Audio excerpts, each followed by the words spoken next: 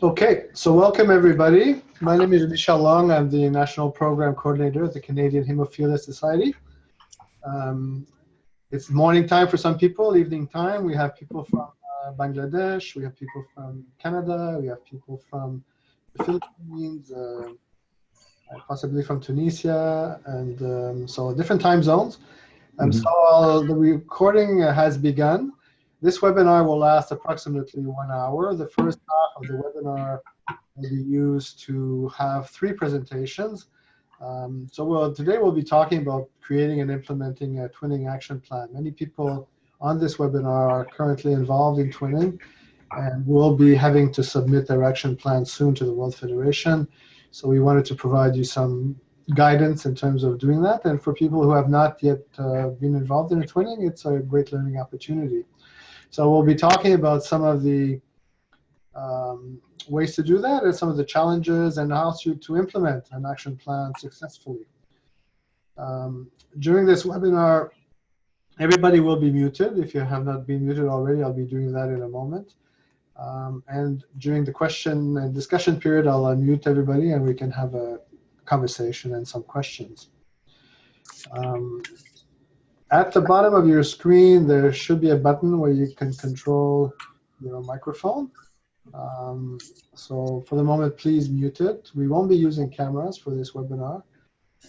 And that's it. So there's also a button where your name is, or if you hover over your screen at the top right corner, you should see some controls where you can actually send a message to me, yes, no, go slower, go faster. There's a little hand. So you can actually raise your hand. So it'll be easier later for me to know who wants to speak and to take questions. So we'll get to that point a bit later on. So our 3 presenters are people who are on the international CHS International Committee. They're all very experienced in doing different things, and so they'll be sharing with you their experience. Again, I would ask if people are unmuted to please mute themselves, and I can do that for you just in case you haven't muted yourself. But please stay muted during the webinar. Okay, so without further ado, I'd like to move to the next slide, and I will ask our first presenter, which is Milena, who is in Manitoba, Canada, to talk to us about her process for developing an action plan and implementing it. So take it away, Milena. Hello, everybody. Good evening. Here from Greetings from Winnipeg. It's my great pleasure to be able to talk about our twinning. This is our 2nd year of twinning, and I will explain how our first year went with action planning and the implementation. Our action plan started in Mongolia. In fact, during our assessment visit in July 2015, and we all sat together in a room with Robert, who was the WFH coordinator at the time. He explained to us what twinning program is all about, and he coordinated that meeting. We came up with a draft of action plan. Once we came to Winnipeg, of course severely jet-lagged, we reflected and talked with our committee.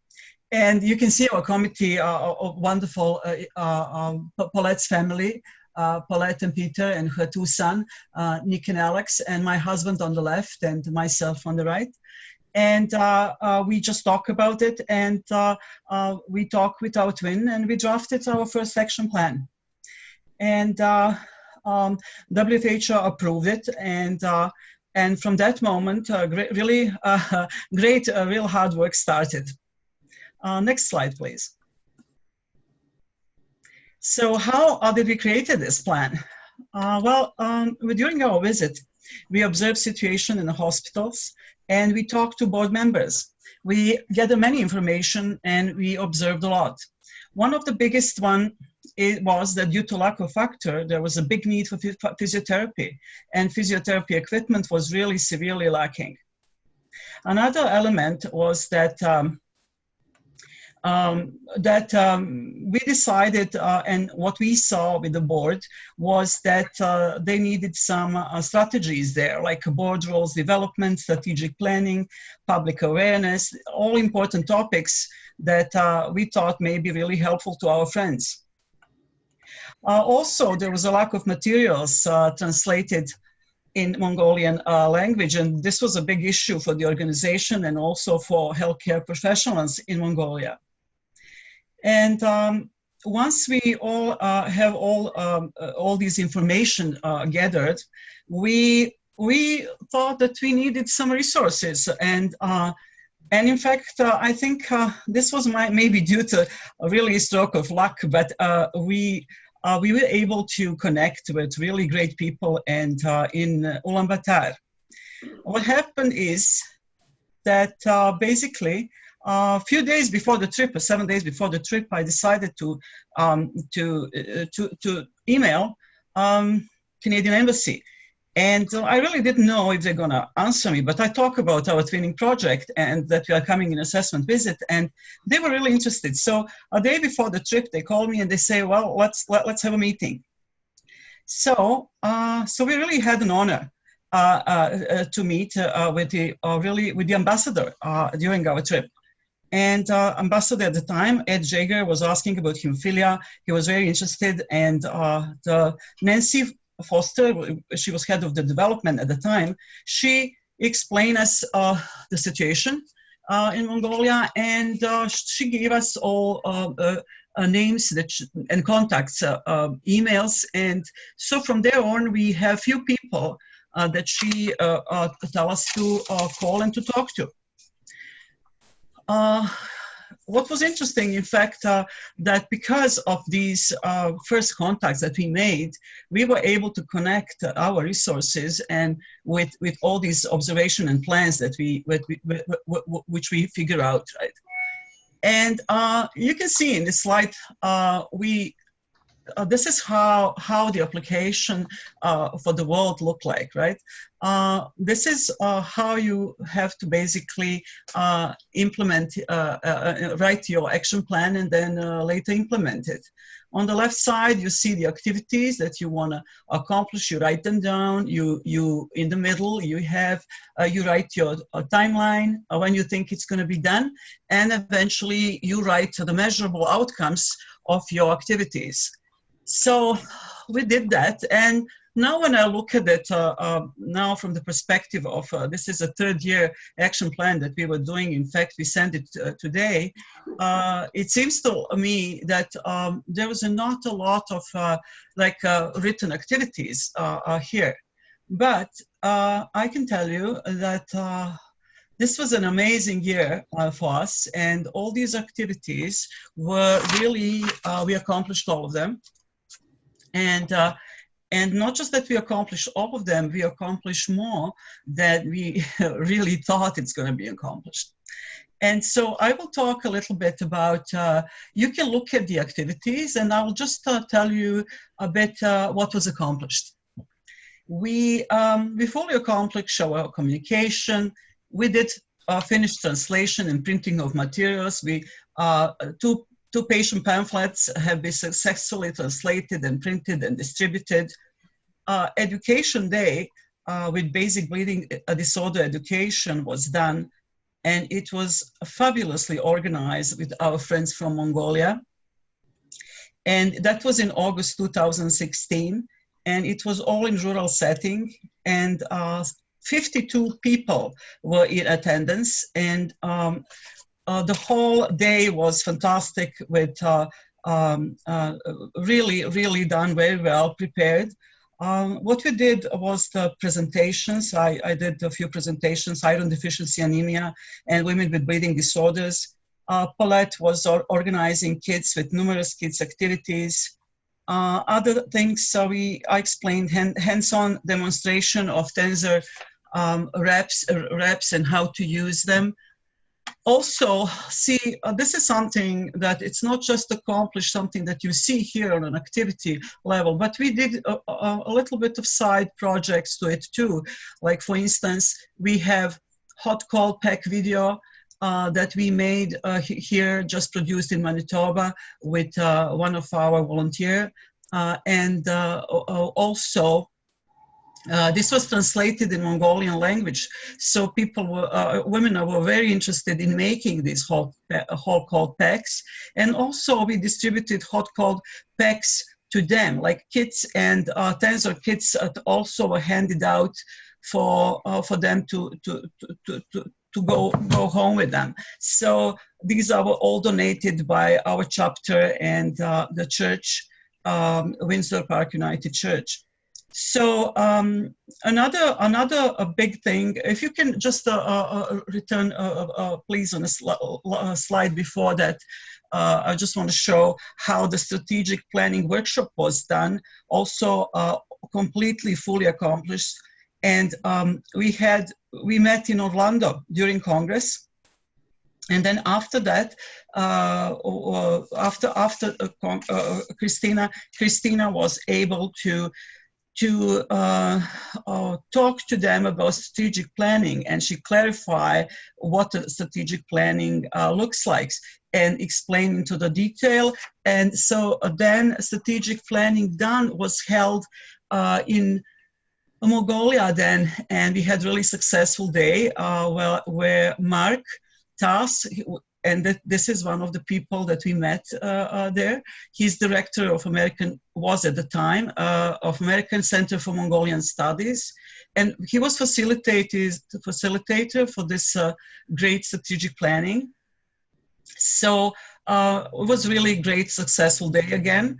Again, we completed radio interview there too, to raise awareness about hemophilia. Also, you can see there on action plan, identify future possibly funding and begin the grant making process. This was fully accomplished.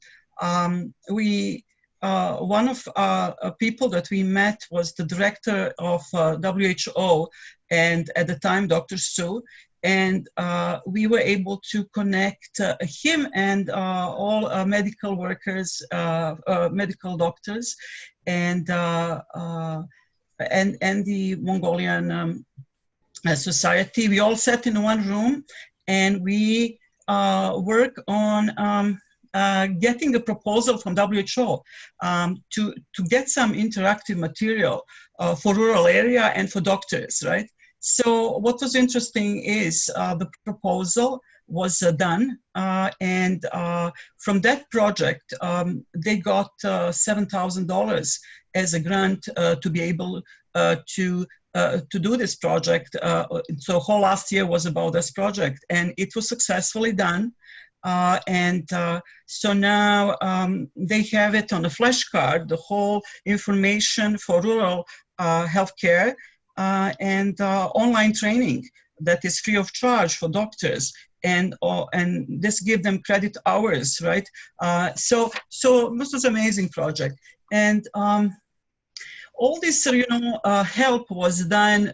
For instance, Mark done this by pro bono services. Only food was paid, which was amazing. Another thing was that we got them laptop, and that was great, and so everything was really accomplished. So what was the best practices, and how did we ensure the success of the project? I can say it wasn't always easy. We had some ups and downs, and I think most of the winning projects have these. I think crucial for our project was this connection we had, and we continue, and that continue to play a crucial role for our twinning activities. And I think the Canadian Embassy and all these other organizations were fantastic in providing and helping us along the way. And of course, regular communication and support, a very important one. How do you align your goals? We can talk about these challenges, right? And these are challenges that we experienced. The big one was language barrier, interpretation, right? And so we had persuasive difficulties with language interpretation, and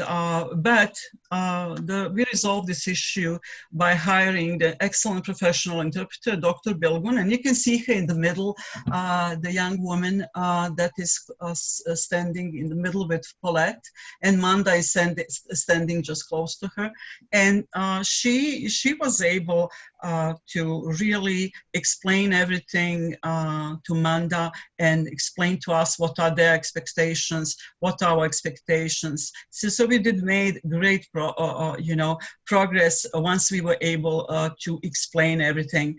That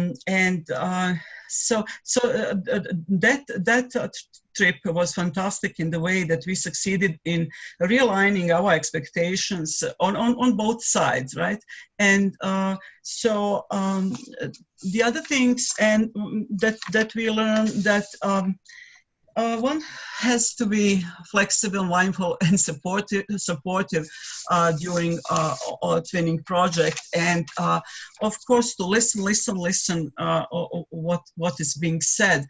I think it's important to talk to your team, to your twin, to a regional manager, to a coordinator, and to really clarify what the twinning project funding is covering, because sometimes this is really practical thing, and sometimes you have to really know and be sure what twinning is covering and what WHO, the World Federation of Hemophilia is covering.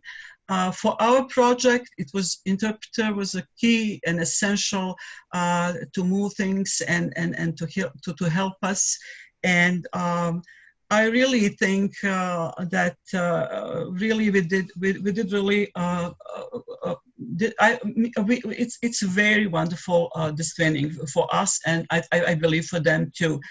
Most importantly, we think that our third year. This year, action plan was done by a Mongolian team. They wrote them themselves, and we are very happy and we are very impressed by that.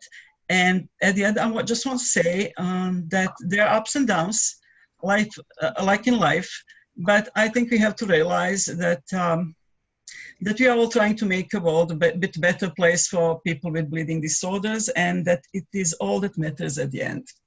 Thank you. Thank you, Milena. So we'll be taking questions after the presentation, so we'll move right along. And I'd like to invite now the Quebec-Nicaragua action plan to be presented by Patricia. So please take it over, Patricia. Well, thank you very much. Hello, everyone. Bonjour tout le monde. This is our history of our experience with Nicaragua. Nicaragua is Quebec's third twinning partnership, and it brought us a whole new set of challenges to deal with. There was ups and downs, as you see here, and changes to plans, hope for improvement, disappointments, then hope, a real roller coaster ride. Okay.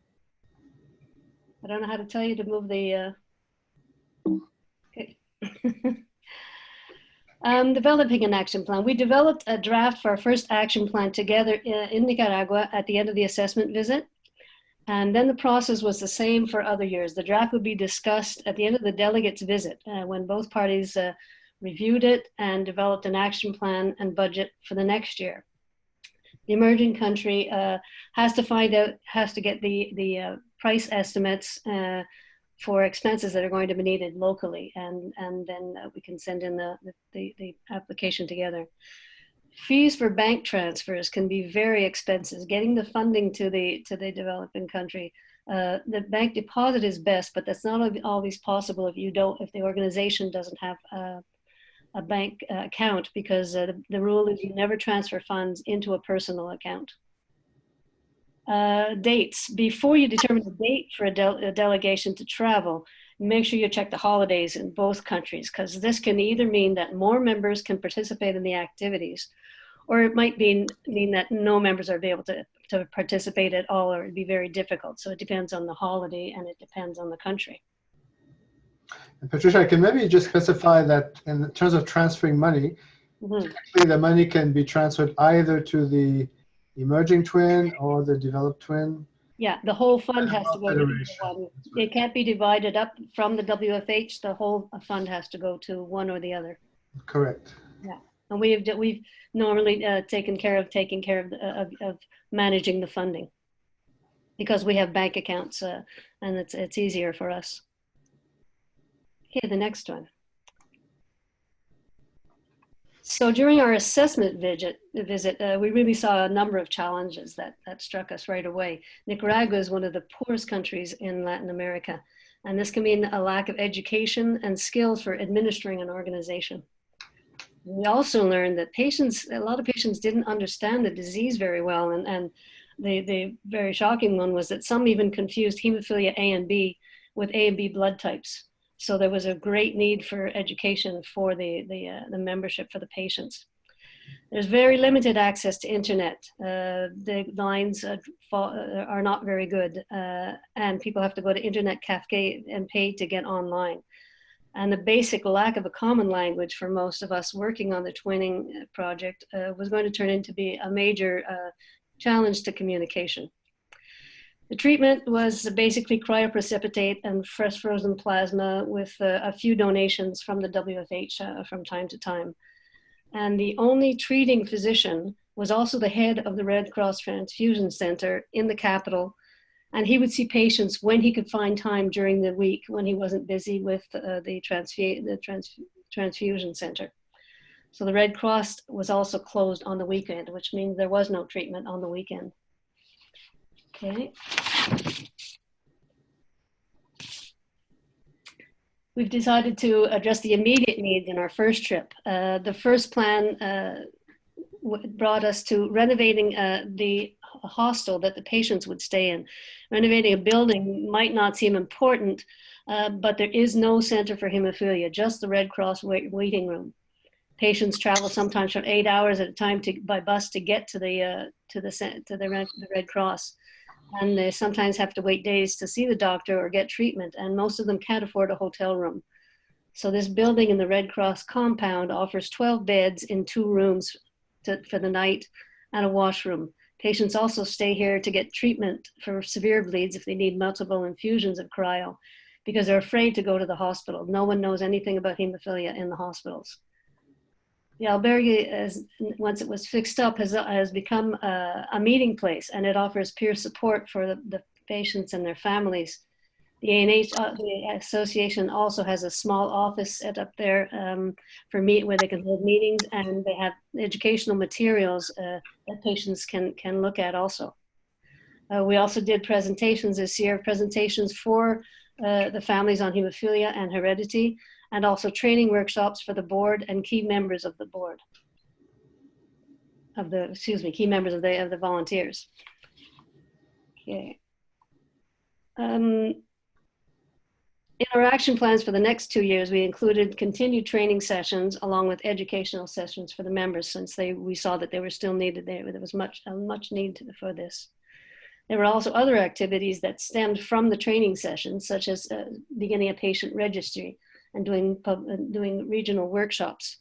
The Nicaraguans were especially good with media relations for public awareness. They spoke very well and contacted all of the media every time there was any kind of activity or occasion for them to talk about hemophilia and the lack of treatment. They met on a number of occasions with the Ministry of Health. So while the objectives of our strategic plans were met in these years, there still were some problems. Next.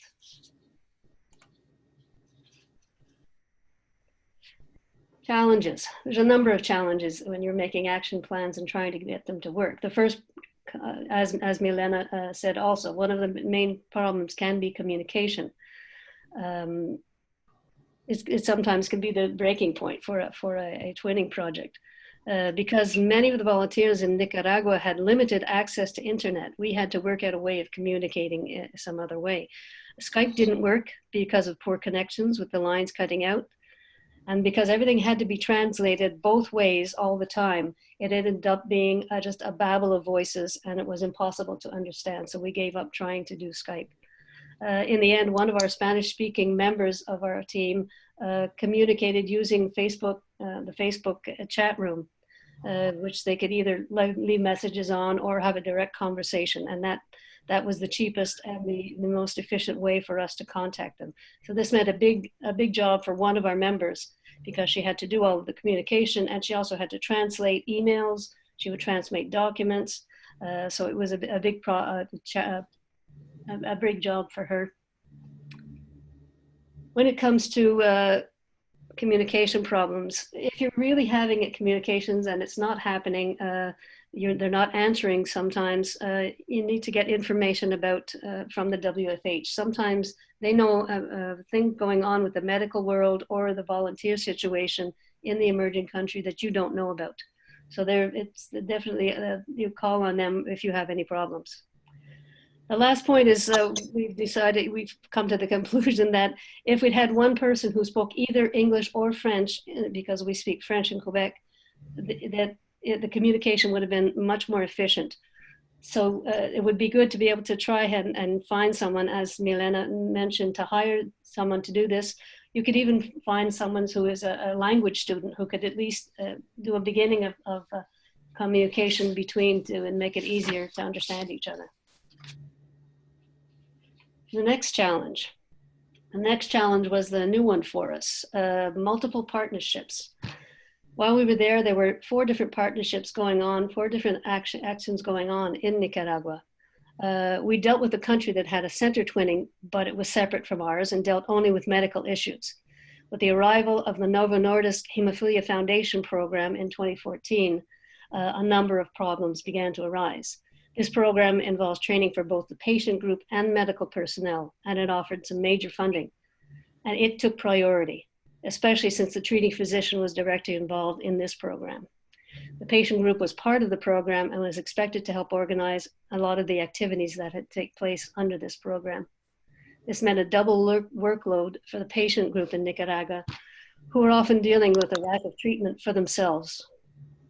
We had to rewrite both of our 2014 and 2015 action plans 3 days before the WFH deadline, because the Novo Nordisk plan came in just at the same time, and it was exactly the same as ours, and it took precedence. So we had to adjust very quickly. There were no lack of ideas, but we had to readjust the whole plan. The number 3 challenge are just those unexpected events, things that happen that can make it difficult for people working as volunteers on these projects to get the time or the energy to get things done. Some are personal and some professional, such as a changeover that happened in the responsibility for care in Nicaragua from the Red Cross, which was dissolved, to the Ministry of Health. This caused a lot of anxiety in the membership. They didn't know what was going to happen. At one point, we got our hopes up when a hematologist working at the Ministry of Health wanted to organize the creation of an official treatment center in a hospital. A meeting was planned to discuss this with all of the partners, including the delegates from WFH, Quebec, Nicaragua, the doctor from the Ministry of Health, and another representative, as well as the treating doctor, in January 2016. But when our delegates arrived, the day they arrived, they learned that the doctor in question had been removed from the dossier. So this was very discouraging for everyone. Everyone had their hopes very high that there was actually going to be change happening. The representative from the Ministry of Health did promise to organize medical training sessions on hemophilia and eventually create a hemophilia center, but it wasn't the first time this had been mentioned. I guess ironically, during the 2016 Congress, Nicaragua and Quebec received the Twins of the Year for 2015. Despite being discouraged, we met to develop a plan to try and ensure that the Ministry of Health carried through on its promises through putting it out into the media. But there was no follow-up by the Nicaraguan group. And after this, the communication in Nicaragua just became less and less frequent and almost dropped off. So that was a low point for us, and we just figured we were getting ready to end this this twinning project on this note. But then there was another change that happened, and a change for the better. Next slide. Some members of the association were unhappy with the lack of communication and the activities. They contacted us to discuss a plan and discuss asking how they could get it working again. They had ideas. They wanted to get the organization back on its feet and continue lobbying for care and offering services for their members. This is a young group of volunteers who had attended all the numerous youth training sessions that had taken place over the past years, partly because of all of the multiple partners of training. They also had access to internet and kept up weekly information and communication with us. They developed a short and long-term strategic plans. They began a major public awareness activities, one including doing presentations to medical students with the help of one of their new members who was studying medicine. And they kept members informed and updated on Facebook about what was going on. They created committees to share the work and had full financial accountability and record keeping. And when our delegate went for our final visit to Nicaragua in July 2017, she saw a complete change in the organization, the energy and the dedication that these young people were ready to put into this work. So the government has come through on some promises by buying some factor, but you can be sure that this group will keep the pressure on to make the changes happen.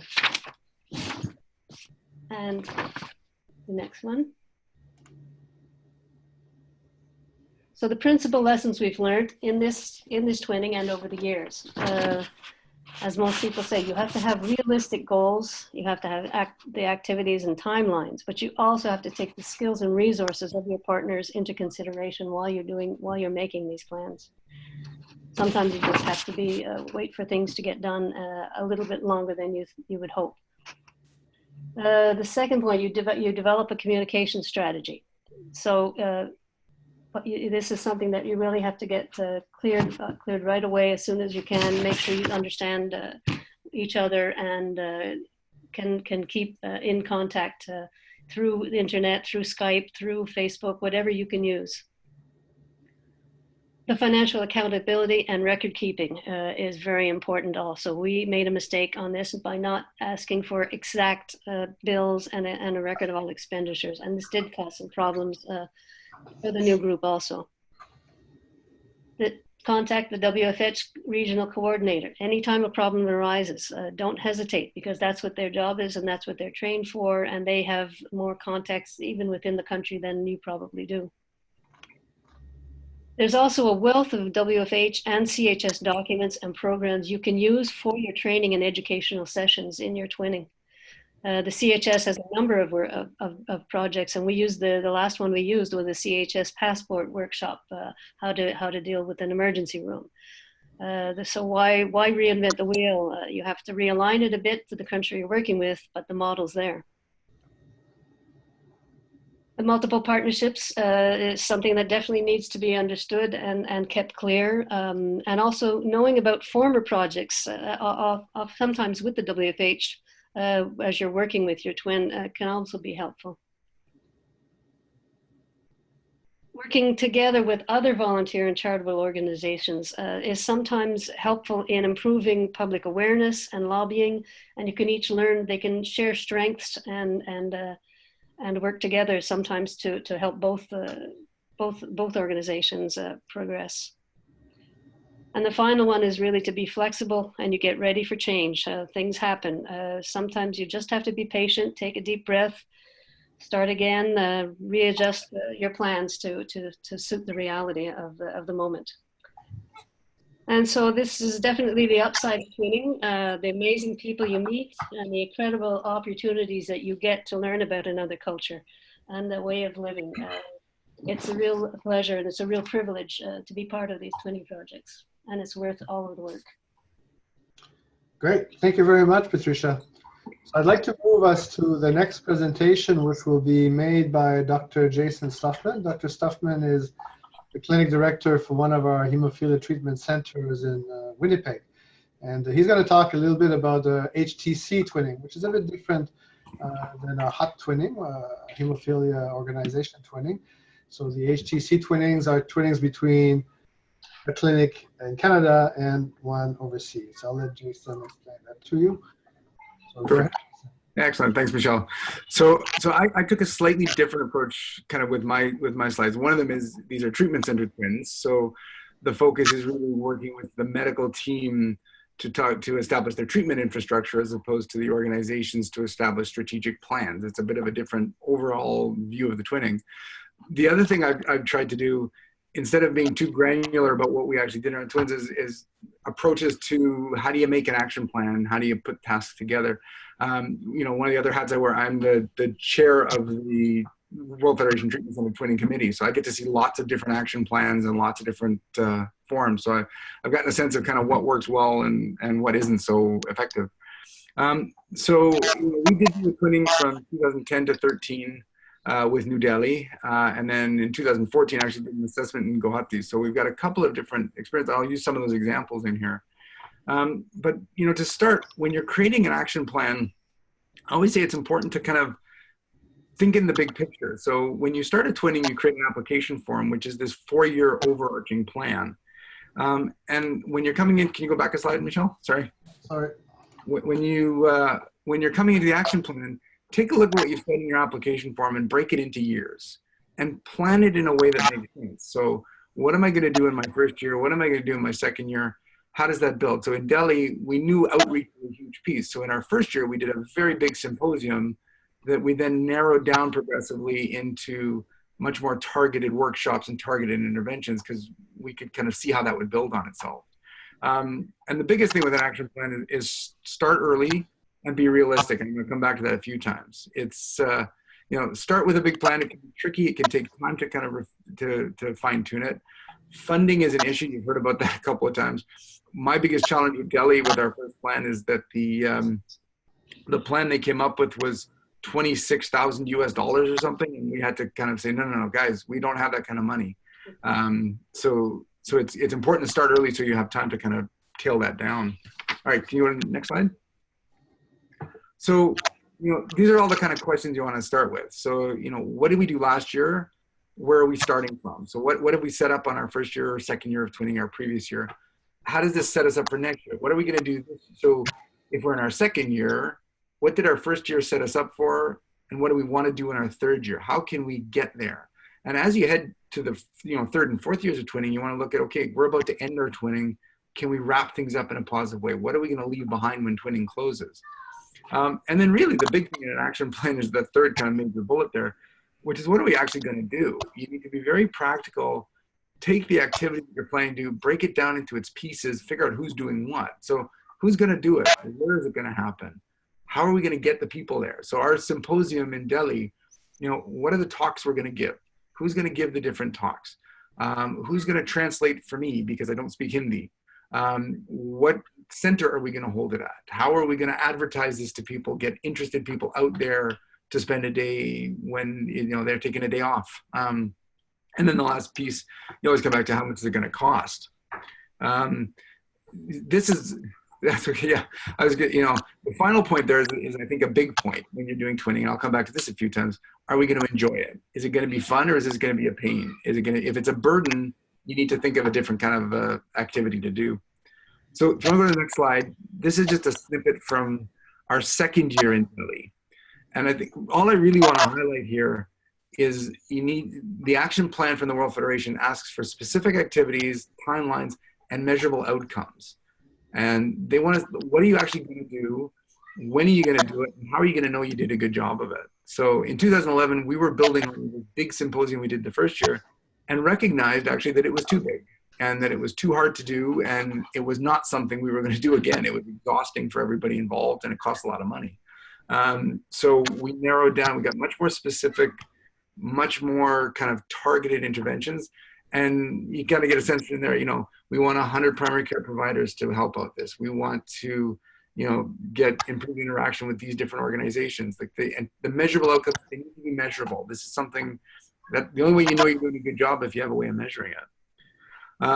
If you want to go to the next slide, this is my chance to talk about costs. And you've heard a lot about money. So, you know, as Patricia was kind of saying, all the money goes to one twin. The World Federation generally prefers that the established twin takes the money. It's a little safer sometimes. Our problem with Delhi, actually, at the beginning, trying to transfer the money, we got stuck in money laundering rules. And we'd send them a transfer and it would bounce back to us because their bank would block it. And it took a lot of work to to kind of get that through. When it comes to budgeting, be honest about your budget. You know, don't underestimate it, but don't try and inflate it too much. The World Federation, every twin automatically gets $1,500 US, and you can apply for a grant that'll take you up to $8,000 US.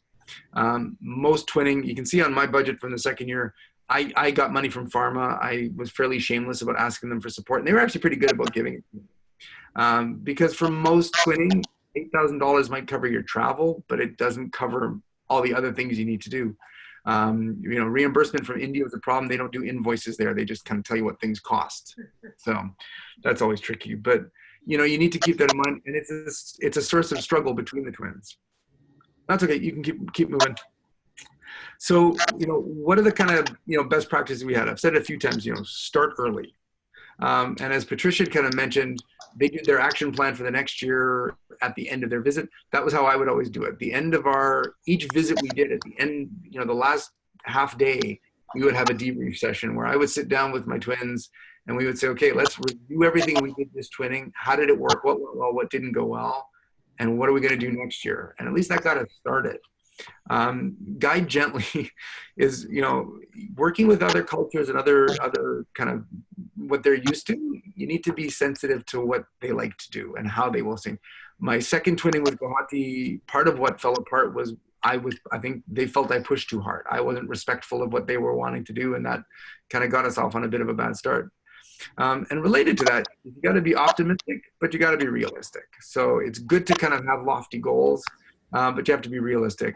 You know, as I mentioned, that first symposium, you know, part of the reason it cost $28,000 on the initial plan was that the Delhi team figured the only way we were going to get doctors out there was to make it a destination event. So we had to rent a conference center and bus everybody outside of Delhi and accommodate them over. And I said, we can't do that. It's great, but I'd rather get 50 less people and we can actually afford to do it. Don't try to do too much or too fast.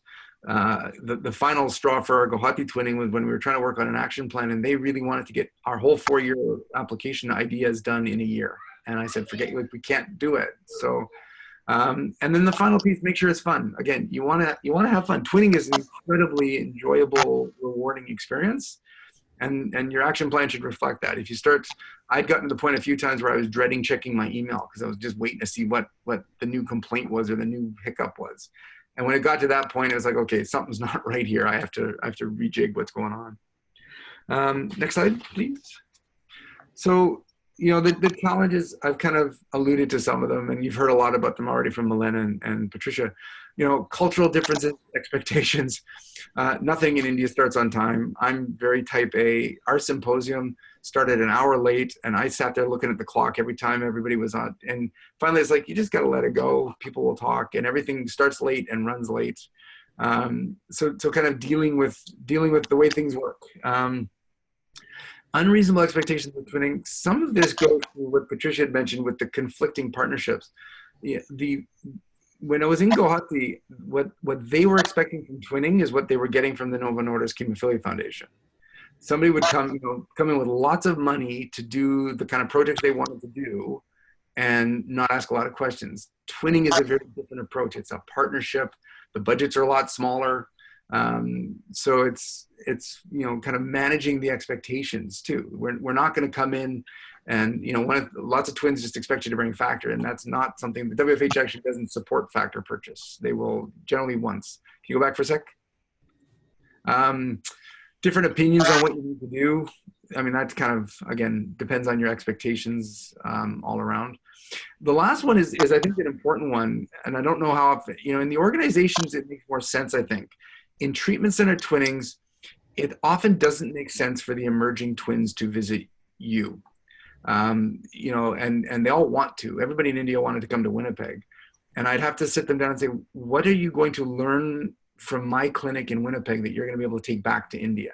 I mean, I can bring your lab tech out and show him what our coagulation lab looks like, and you're never going to have that in Delhi. So, you know, you can visit. The World Federation allows the emerging twin to visit once in the 4 years.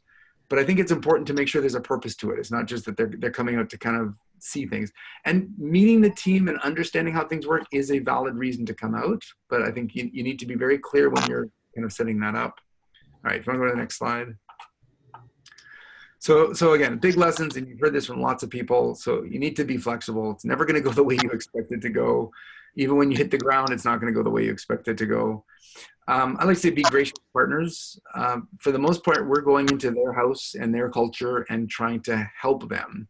And while they often expect us to come in and show them what to do, I think we need to make sure we're partners with them. And related to that, though, be firm when you need to. If there's something that they really want to do, you got to say no. Or sometimes when there's something you need to do, you just have to do it. In Delhi, Patricia kind of talked about the change in things that happened in Nicaragua, change in the administration. In Delhi, when I started, my partner was the society, which was also providing treatment. Treatment shifted to one of the university hospitals or one of the government hospitals over the course of our twinning. And I wanted to meet the people doing it. And my partner in Delhi said firmly, no, I'm not going to let you meet him. He doesn't know what he's doing. And in our second year, I said, I'm going to see him. And I reached out because that was an important thing. So we had to do it. And again, come back to my key lesson, which is you got to have fun. Twinning is a fun thing, and we encourage it. So there we go. Kind of flew through that, but I think we've got some time for questions and discussion, which is good. Great. Thank you very much, Jason. Okay. So I'll turn off the slide deck now, and I'll just open it up for questions. And the group chat is on right now also. So if you have any questions or anything you'd like to write, you can do that. So I'm going to unmute everybody at this time. Hopefully there won't be too many background noise. And if there is, I'll remute everybody, but you can unmute yourself if you want to speak or ask a question. So here we go. Just push the button to unmute everybody. So you're welcome now to we are now on. So please, anybody who would like to have an answer to a question, please go ahead. Yeah. You need to speak loud and clearly so we can capture what you're asking. Hi, Michelle. Thank you for the learnings that we have had today, earlier, and for the 3 speakers that went on. Will we have a copy of? Will we have a copy of the presentations? Yes, this presentation will actually is being recorded and will be available on our website for viewing.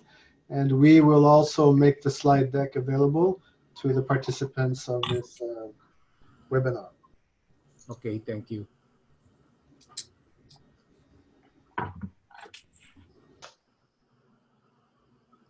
Anybody else with questions?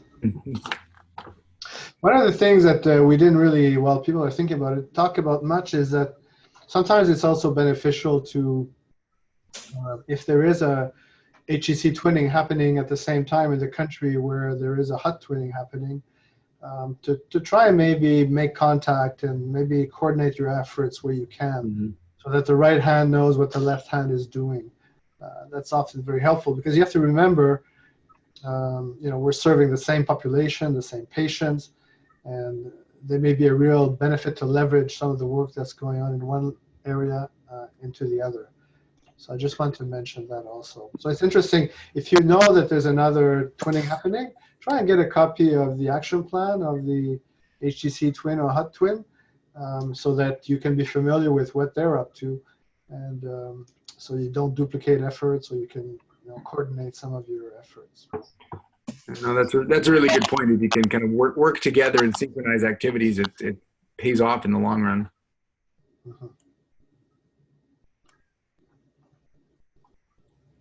Any other thoughts or comments from participants? Yeah, I was just going to add, I mean, the other thing, and Milena and Patricia both mentioned it, but it's worth thinking about connecting with government. And if you reach out to your Canadian embassy or Canadian consulate. So in Delhi, we did the same. We reached out to the Canadian consulate in Delhi. We got some good media exposure through them and made some good connections. And if you can get government connections, that helps. I know one of the things, we missed the Commonwealth Games by 2 weeks when they were in India. And that was unfortunate because if you know, the way Indian diplomacy works, if I could have gotten Prime Minister Harper to come out to an event, they would have had to send out Prime Minister, I don't think it was Modi yet at that point, but, you know, whoever you get. So we could have had some really powerful prime ministers there. But yeah, if you can engage the government, there's some good support that way. Sure.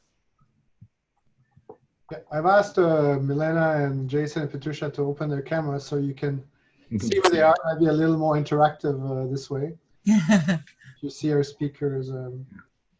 No, Manchu just posted in the chat that you could also reach out to the local ministry for sure. Yeah, I mean, I think that's what Patricia did with Nicaragua, going to the local ministries of health. We met with the health secretary when we were in Delhi to try and get some support there too. So, yeah, one thing we didn't really talk about is when you are getting into a twinning with a partner, right from the start, I think it's very helpful if you can plan overall what the twinning will be doing over the 4-year period, so that at least you have the big picture when you start off, and then you can divide it up over the 4-year period on paper. You don't need to present that to the World Federation. Probably you've talked about your objective in your application form for the entire twinning partnership, but you know, for your own sake, know kind of what you want to do over the 4-year period and break it up in chunks that are manageable. You know, don't take bigger bites than you can chew. So basically, you know what you'll do in the first year, the second year, the third year, and so forth. Yeah, exactly. And you've got your objectives in your application plan, map out your 4 years, figure out how they build into each other, and plan it out. So you're not trying to do everything all at once or all at the end. That's right. So you don't want to get caught in the last year with a whole bunch of things that, oh my gosh, we didn't get to that, and that was part of our application form. And it's too late by then. There's one point that I hadn't mentioned that I think is important too when you're doing your plan. You always have to make sure in the developing in the developed country, you have to make sure you have the skills that you can go and do these workshops with them. You can't go and do strategic planning if you have no one in your group has ever done strategic planning. Just because you've been part of it doesn't mean you can organize one. So it's a bonus if you've had people who've met the government, gone for government meetings to do advocacy work, or if you've organized programs and workshops. You know, in Quebec, we have 7 different members of our team. Each one of them has different skills. And sometimes it's very evident who's going to go and do the workshops in the other country because we have got that skill to offer.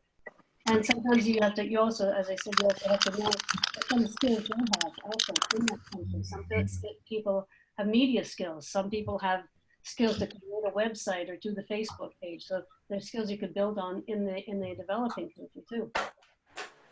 Right, and I would just like to also mention that it's good to be ambitious, but as the presenters have said, try to be realistic. It's better that you plan less and try and do whatever you're going to do well. And then if you have more time left and you've accomplished everything more quickly, easy enough to add new things and do them. If you do the opposite, that you plan too much, it gets very frustrating because people get discouraged. We don't seem to make progress. We think we want to accomplish what we've set out to do. So it's really important not to plan too much at the start. You know, so be less ambitious, more realistic. Yeah. And the WFH will help with that. I mean, that's all of the action plans go to the twinning committees to be reviewed. And that is one of the things we look at as a twinning committee is are these actually achievable objectives? And, you know, the flip side of that is towards the end of the year, you do your progress report where you report on how you achieved those objectives. So, you know, that WFH is very helpful in that way. And as both Milena and Patricia said, always reach out to them if you have questions. If you're not sure, is this something we can do? Should we do it? So, yeah, they're there to help to guide the twins. They, you know, the ultimate goal is we want to see successful twinning partnerships. So. That's right. The other thing that people don't think about also is the money. The World Federation, you know, they review your action plan, but it takes them a while to get back to you and confirm if they'll accept it, how much money they'll allocate, because it's not because you ask for a certain amount that they'll give that to you. So you may have to scale back some of the work, and it may take a while for the money to be actually delivered to you. So when you plan your action plan, don't have too many activities that require a lot of money early in the first quarter, for example, of the year, in January or February. The money probably won't have arrived by then. Some organizations may not have the capacity to advance the money until they wait for the World Federation to come. And then if you start spending money on something the World Federation hasn't approved, then you're really in a problem situation, because they're not going to cover that if they've decided they don't want to pay for that. And you've already spent that on that activity. So keep that in mind. Don't try and have too many activities at the beginning that are going to require And there's also the point too that hasn't been mentioned, that there's actually a list of what you're allowed to spend money on, what you're not allowed to spend money. There's some funds that we used to spend on lobbying things that the organizations are not allowed actually to spend it on. So there's a specific list that you can get on the WFH website that tells you exactly what you can spend money on, what you can use money for in your twinning project. And it's good to look at that ahead of time, because that's what will happen when it goes to twinning committee. They'll look at that and say, the regional managers will often say, you can't spend this money, and then the twinning committee will look at that and go, no, is this an appropriate use of the funds? So that's where you may ask for 8,000 and get 6, because they decide that 2,000, aren't appropriate activities.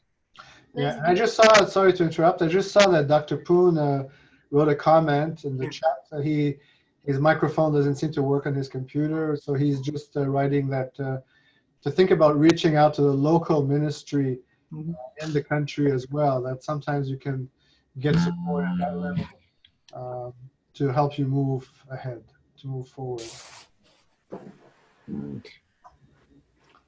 I'd like to again give the opportunity for any participants who has thoughts or questions. I know there's some people on the call that have also been involved in twinning before, so they may also have thoughts they'd like to share with the group. Yeah, can everybody hear me? Yes, I hear you, Boyan. Yeah. Perfect. All right. So my question is directed for Dr. Stoffman, but I'm open to having it answered by everybody. But you mentioned specifically that you saw kind of a limited utility in having the twinning partner from the developing country visit the developed country, for lack of a better term.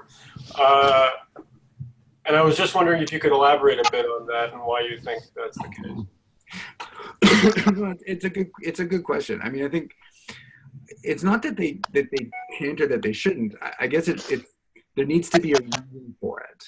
I would have both of my partners in both of the Indian twins the one we did, the one we tried to do, said, well, we should come to Winnipeg. And I'd say, well, okay, why? The primary reason they'll come to visit is, for treatment centers, if they want to learn either lab skills, but there's nothing that we would do that they could take back to their lab, or to learn how to do runs. But our clinic is very nurse-driven. We have nurse coordinators. It's a very multidisciplinary clinic. Their clinic structure is nothing like that. So in at least in the Indian context, there wasn't much they were going to be able to learn and see and observe from coming to Winnipeg that they were going to be able to take back to benefit their program. So that's kind of the key. Now, there is a value to just meeting the team, to coming and seeing what the team looks like, and they can take those ideas back. But, when we kind of talked about it, now there's also visa challenges. Now, most of the guys in the treatment center wouldn't have trouble with visas, but when you look at, you have a limited amount of funds. Are we better to spend the money for the team in Delhi to come to Winnipeg and see what we do when they're really not going to be able to adapt it to their context? Or should we be spending the funds so that we can go out there and do better outreach and kind of assist them in their context? So, I mean, there will be times when it makes sense for the teams to visit. We see a lot within Europe. There's a lot of European where the travel is so cheap, it's easy for both teams to go back and forth and visit. But at least, for the Delhi Canada partnership, it didn't make sense because there was nothing they were going to be able to experience and learn in Winnipeg that they were going to be able to take back to their program. If I can just give a quick example to Boyan. For example, we had in Canada a youth leadership workshop. And so we decided in our South Africa twinning to invite one of the young people who was quite a leader in South Africa to come and take part in this. And he did, and basically he came to learn about how to deliver a training workshop. for youth on leadership. And so basically he took then what he saw and learned, and then it was a train the trainer kind of concept. So he went back to South Africa, organized a youth leadership training, and delivered one in South Africa. So that was one good reason to bring someone to Canada as one example. I have a question for... Sorry, Michelle, I'm going to have to sign off. I'm on call and the emergency department's been calling me. So I'm going to have to sign off. So I apologize. If anybody has any questions, Michelle has my email, so you can always email me. But thank you, everyone, for being here. Thanks, Michelle, for organizing this. Thank you, Jason. Thank you for your time. Okay. Yeah, there's a question from Marianne. She's asking if there's any advice on how to engage with your partner having different donors. So I'm not too sure why the donor question is coming in. So I'm not clear on the question. Maybe Marianne, if you can clarify your question or mute yourself and join us. Yes. Can you hello? Can you hear me well? Hello, Marianne. Yes. Can you hear me well? Yes, we hear you very well.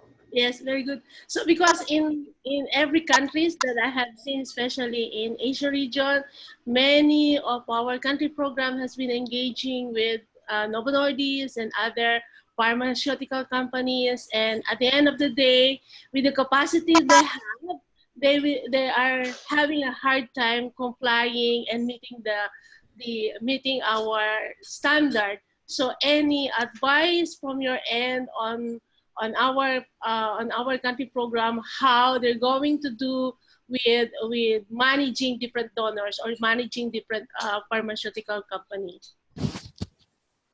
Yeah, I mean, unless you have an agreement with them, because usually when you make an agreement, your donors will actually tell you what are some of their expectations and the criteria you have to meet. So you have to make sure you build that in, and that you basically satisfy those criteria. That's the best advice I can give. There's no miracle. There's always conditions linked to any contribution that anybody receives. So you just have to make sure that you meet those requirements. So you just have to make sure you build that into whatever planning activity you're going to do. I also want to mention that Dr. Poon, who's on our international committee, also mentioned that one possibility is to encourage the promising ones with a goal to see the other centers, and then to encourage them, we're talking about HTCs here, to encourage them to apply to the World Federation for short-term fellowships to train their medical staff. So that's a good suggestion. Patricia, you had summer camp as an example? Yes, we were talking about, the emerging twin traveling to our countries. Well, in Nicaragua, they did want to have someone from camp come to our summer camp, someone come and visit summer camp so they could try and organize summer camp in Nicaragua. Well, there were a number of reasons this wouldn't work. Basically, the first one is because you have to speak English or French, and most of the people only speak Spanish. But I think the biggest thing is we've heard of other cases where this has happened. Someone has come to a summer camp, or for some reason, and they get to see summer camp with all these everything that and it has here: swimming pools or boats, and all the services they get. The nurses are there; they get treatment every day, and they just go home, and it's discouraging because they're never going to have that kind of a summer camp. And so, what we suggested to the WFH resource person dealing in Nicaragua is that we suggested that there are summer camps in countries in Central and South America, so maybe it would make more sense for them to go to a camp there. They would speak the language, plus the reality of treatment would be much closer to what it is in Canada. And so they seem to think that it was a good idea, and it made much more sense. It's less time to travel. It would be cheaper, and it would also probably make much more sense. Sometimes there's just too much of a difference in the realities, the daily reality of the two twins, and sometimes that also causes problems because it's harder to understand the other person's point of view and perspective when you don't have that same reality. So. Right. Summer camp is one example where you'd say, no, it doesn't make sense for someone to come here for that because you're not going to have that same kind of camp going that same. One thing that will be going on this year, and I know some of you haven't finalized your action plan, but I just wanted to mention that in June 2018, we'll be having here in Canada our first ever conference on women with bleeding disorders. So I just want to mention that because I know some twins are looking at doing specific activities around women with bleeding disorders, particularly those that may be in their second year. So that's something that perhaps could be justifiable, you know, to bring someone to attend that conference. It could be good learning opportunities there for one of the twins. So just that's an example that the kinds of things we can keep in mind. We're 8 minutes over time at this point. I know some people, I told you this would last about an hour, and Jason had to leave. He had another commitment, so there may be other people with other commitments. So I'll just take one more or two more questions. Ronaldo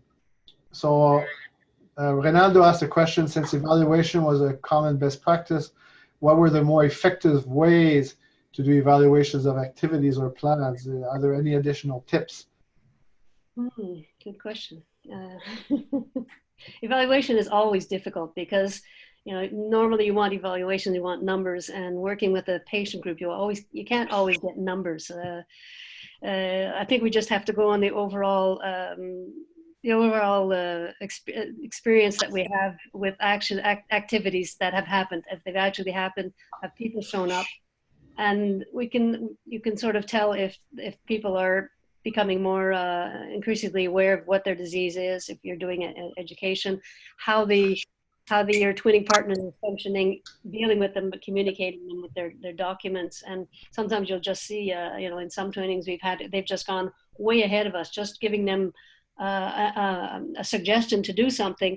They went and did 3 things. So each group is different also, but the actual evaluation, I think it always ends up by what activities actually happened and were those activities attended, and did the programs, did the presentations you did or training actually make a difference in the process that the organization now follows? Like that's the only thing I can think of, really. Yeah, and I know it's not easy sometimes to formulate your outcomes or objectives with measurable outcomes, but please try and do that. That's really important. From the beginning you can actually do that.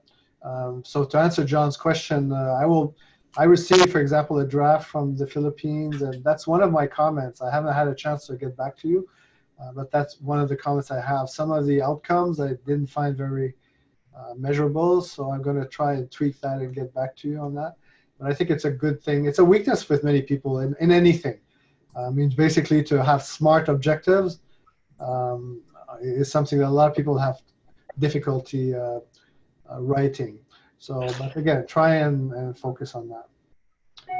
So one more last burning question, if anybody has it, and then we'll call it a night or a day for those of you who it's morning. Okay, I don't see any thing typed, and I don't see any hands raised. So on that, I would like to thank everybody for taking the time to join this webinar, sometimes very early in the morning or very late at night. And more specifically, I'd like to thank our presenters who are doing this work voluntarily. So Patricia, Milena, and Jason, thanks for putting together these presentations and taking the time to present. And if you do have questions, you can certainly write to me, and I'll pass on the question, and we'll try and provide answers to you. And as I said, we'll send the slide deck, and we'll try and get this webinar recording on our website as soon as possible. It might be early next week. It takes a little while for this to be processed and happen. So on that, I'd like to thank everybody. Thank you, Michel. Thank you. Thank you very much. Thank you. Bye, everybody. Bye. Bye.